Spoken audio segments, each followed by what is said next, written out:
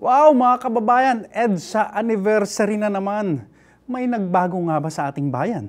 May pag-asa pa nga ba ang Pilipinas?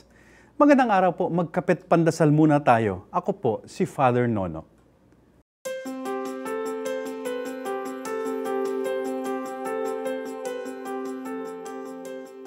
Mga kaibigan, may katatapos lamang akong basahin isang maikling libro, Hope in the Dark, Untold Histories, Wild Possibilities, na sinulat ng award-winning writer na si Rebecca Solnit.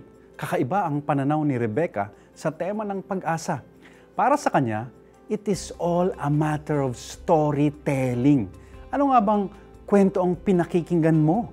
Anya, madalas nawawalan tayo ng pag-asa bilang isang bansa dahil nakatuon tayo sa mga karaniwang bida sa ating bansa, mga politiko, pamahalaan, anong nangyayari sa Maynila, pero hindi natin nakikwento ang magagandang nangyayari kahit maliliit man sa mga libo-libong karaniwang tao.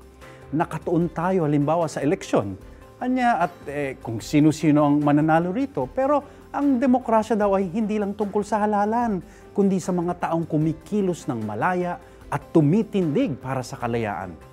Marami halimbawang mga maralitang tagalunsod o mga magsasaka ang sama-sama sa mga matatagumpay na kooperatiba na nagpapaangat ng antas ng kanilang buhay. Nakatuon daw tayo masyado sa malalaking kwento, samantalang napakaraming mga small victories na nangyayari sa ating paligid. Hindi lang natin nakikwento at nabibigyang halaga. Pero kung nakikita mo ang mga ito sa mistulang mga butil ng mustasa ani nga Jesus, ikaw ay laging mabubuhay ng may pag-asa. Amen.